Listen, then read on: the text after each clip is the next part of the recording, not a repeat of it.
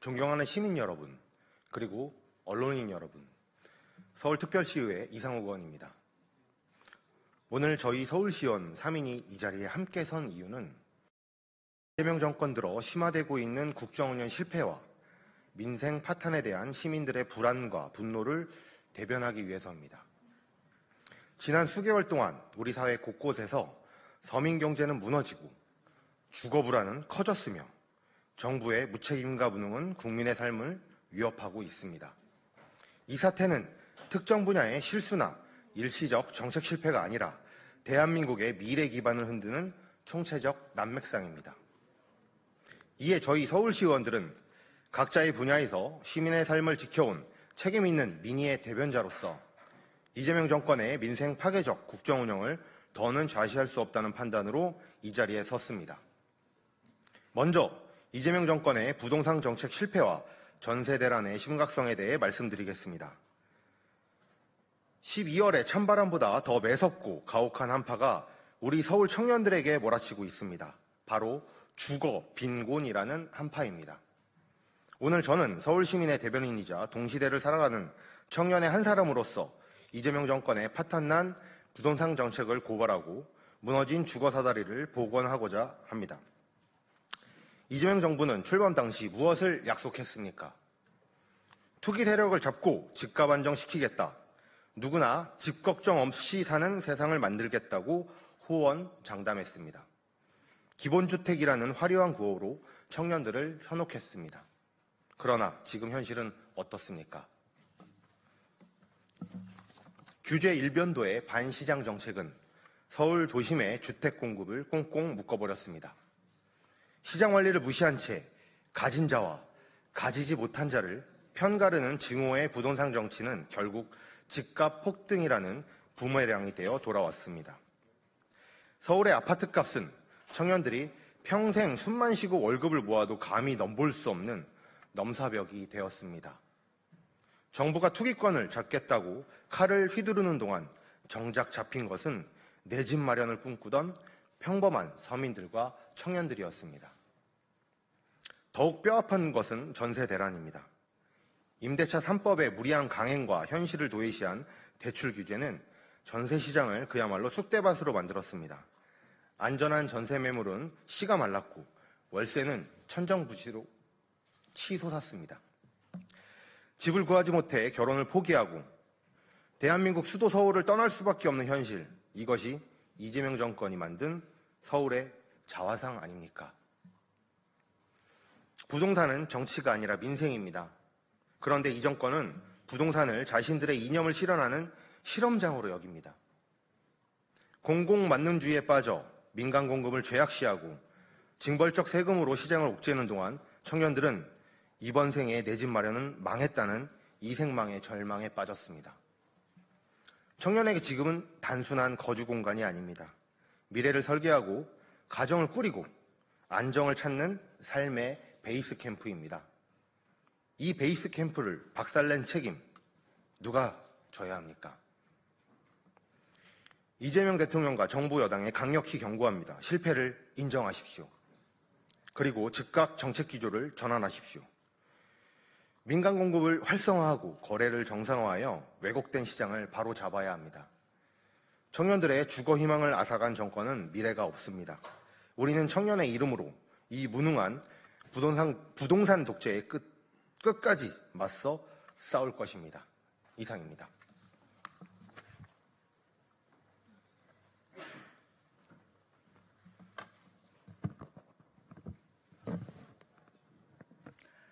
안녕하십니까. 이효진입니다. 오늘 저는 이재명 정권이 초래한 고금리, 고환율, 고물가, 이른바 3고 경제 위기의 심각성을 알리기 위해 이 자리에 섰습니다. 현재 대한민국 경제는 수십 년 만에 찾아온 복합 위기 앞에서 흔들리고 있습니다. 그러나 정부는 위기의 실체를 부정하고 근본적 처방 없는 말잔치로 국민의 불안을 더욱 키우고 있습니다. 첫째, 고금리로 인해 자영업자와 서민은 파산의 벼랑 끝에 몰려 있습니다. 대출금리는 치솟았지만 정부는 실질적인 금리 부담 완화 정책을 내놓지 못하고 있습니다. 소상공인의 폐업률은 증가하고 중산층 가계는 이자에 허덕이고 있습니다. 둘째, 고환율로 인해 수입 원자재 에너지 가격이 폭등하고 이는 결국 소비자 물가 인상으로 전가되고 있습니다. 정부는 환율 폭등의 구조적 원인 분석도 없이 무대책으로 일관하여 시장 불안만 키우고 있습니다. 셋째, 고물가는 이미 서민들의 일상을 무너뜨리고 있습니다. 식료품, 대중교통, 전기, 가스 요금까지 전 분야에서 가격이 치솟고 있지만 정부는 물가 안정이라는 말만 반복할 뿐 실질적인 대책은 찾아보기 어렵습니다.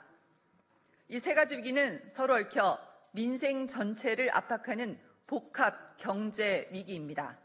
그러나 이재명 정권은 이 위기를 정상적으로 관리하지 못했고 경제, 금융, 정책 전반에 신뢰를 잃고 있습니다. 경제는 말이 아니라 실력으로 해결해야 합니다.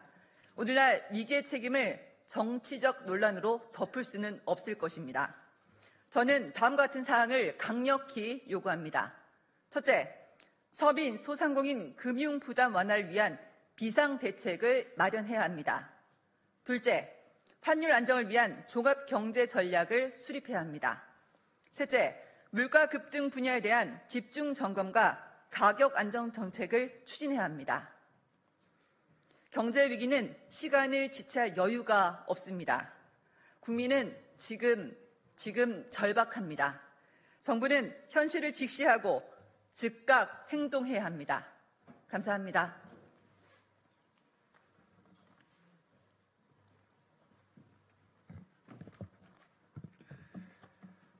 서울특별시의 송경택 의원입니다. 오늘 저는 대장동 항송 포기로 무너진 정의와 국가가 외면한 국민의 권리를 바로잡기 위해 이 자리에 섰습니다. 대장동 개발 비리는 단순한 지역 개발 문제가 아니라 국가의 공정성과 법치주의를 붕괴시킨 대한민국 최대 규모의 부패 사건입니다. 대장동이라는 이름 뒤에는 삶의 터전을 잃고 떠난 원주민들의 눈물, 그리고 국민이 되찾지 못한 최소 7천억 원의 재산이 있습니다. 그런데 정부와 검찰은 이 재산을 되찾을 마지막 기회마저 스스로 포기했습니다. 대장동 항소 포기로 대한민국의 정의의 등불이 꺼진 것입니다. 지난 9월 이재명 대통령은 국무회의에서 검찰이 되지도 않은 걸 기소해 무죄가 나오면 면책하려고 항소한다라고 말했고, 정성호 법무부 장관은 대통령 말씀처럼 항소, 상고를 제한할 필요가 있다라고 맞장구 쳤습니다. 이들이 연습 대련하듯이 주고받은 말이 결국 국가의 항소 포기라는 현실이 되었습니다. 수사팀은 자정이 다 되도록 항소장을 붙잡고 국민의 재산을 지키기 위해 버텼습니다. 그러나 자정 7분 전 법무부는 항소 불허 통보를 내렸습니다. 그 순간 대장동 일당은 국민 재산 7천억을 가져갈 수 있는 길을 완전히 확보했습니다. 범죄자들은 1000배 넘는 잭팟을 터뜨렸고, 반면 대장동 원주민들은 반값 수용의 삶의 터전을 잃고 떠돌았습니다. 이것은 민간 합작이 아니라 민간 협작입니다. 관의 힘으로 법과 절차를 무력화됐고 민의 주머니로 천문학적인 이익이 흘러들어간 전형적인 부패 원죄입니다. 대장동 사업 구조를 설계한 관의 최종 결정권자는 대통령이었고, 그 천문학적 이익을 챙긴 민간 최대 수익자들은 대통령과 가까운 인물들이었습니다. 그럼에도 이재명 정부는 민사소송으로 환수하면 된다, 개변을 내세우며 국민을 기만하고 있습니다. 그러나 이미 형사 판결문에는 피해 회복이 사실상 불가능하다라고 명시되어 있습니다. 민사소송을 운운하는 것은 대장동 주민을 2번 죽이는 일입니다. 이번 항소 포기는 단순한 판단 착오가 아니라 권력의 부패 감추기 위한 정치적 결정입니다. 대장동은 단지 한 지역의 문제가 아니라 대한민국의 공정, 정의, 법치 전체를 흔드는 사건입니다. 저는 청년 서울시 의원으로서 그리고 국민의 한 사람으로서 다음과 같은 상황을 강력히 촉구합니다. 첫째, 대장동 개발 사업 전 과정에 대한 철저한 독립적인 진상규명이 필요합니다. 둘째, 당시 사업 의사결정에 관여 인사들에 대한 정치적, 법적 책임을 명확히 해야 합니다. 셋째, 향후 모든 공공개발 사업에서 부패 방지 시스템을 전면 강화해야 합니다. 대장동 진술은 절대 묻힐 수 없습니다. 국민은 권력을 위한 정의가 아니라 국민을 위한 정의를 원합니다. 대통령도 예가 없는 나라, 법 앞에 평등이 살아있는 나라를 원합니다. 청년 정치인으로서 저는 부패와 야합에 침묵하지 않겠습니다. 더 많은 청년들이 목소리 내고 대한민국의 정의를 지키는 일에 앞장서겠습니다. 추가적으로 한 말씀 더 드리겠습니다. 오늘 새벽 법원이 추경호 전 원내대표에 대한 구속영장을 결국 기각했습니다. 이는 매우 상식적인 결정이며 이재명과 민주당 정권이 주도한 이른바 내란 프레임 정치 공작에 사법부가 제동을 걸었다는 점, 그 점에서 의미가 큽니다.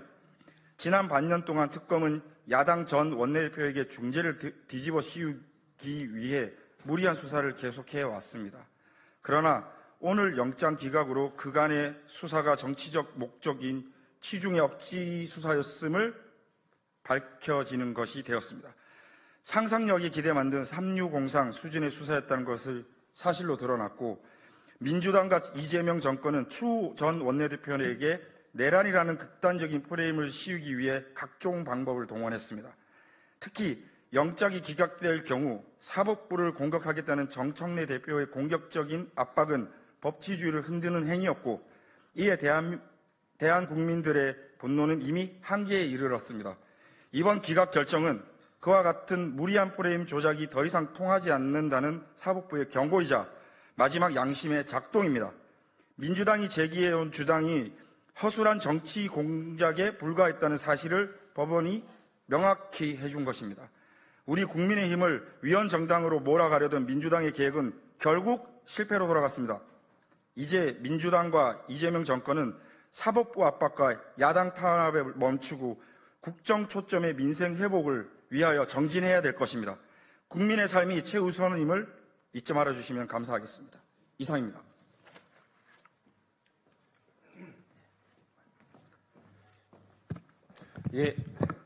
안녕하십니까. 이종배 서울시 의원입니다. 대장동 사건은 당군 이래 최악의 부패 스캔들입니다. 시민에게 돌아가야 할 7,400억의 수익이 대장동 일당 몇몇에게 돌아간 있어서는 안 될 끔찍한 참사입니다. 그런데 이재명 정부는 이재명 대통령을 살리기 위해서 항소 포기, 그다음 배임죄 폐지, 또 사심제를 도입하겠다, 이런 황당무계한 꼼수를 부리고 있습니다. 국민들이 심판할 것이라고 생각을 합니다. 그리고 현재 경제가 너무나 어렵습니다. 환율 폭등, 그다음 고금리, 그리고 주가도 계속 떨어지고 있고 집값은 폭등하고 있습니다. 이렇게 민생 경제가 위험 수준임에도 민주당은 내란 몰입만 하고 있는 한심한 작태를 보이고 있습니다. 따라서 저희는 이 무도한 이재명 정부와 민주당 세력에 맞서 끝까지 싸우겠다는 말씀을 드리고요. 그리고 어떤 일이 있어도 시민에게 돌아가야 할 7,400억 수익이 대장동 일당 몇 명에게 돌아가는 일은 결코 있어서는 안 됩니다. 그래서 저희 당에서는 범죄수익 환수 특별법을 지금 추진하고 있습니다. 그래서 민주당은 적극 협조해야 될 것이고, 협조하지 않는다면 대장동 일당과 공범이다, 저희는 이렇게 볼 수밖에 없습니다. 그래서 어떤 일이 있어도 7,400억, 시민에게 돌아가야 할 7,400억 수익을 우리 시민들에게 돌려주겠다라는 말씀을 드리겠습니다. 감사합니다.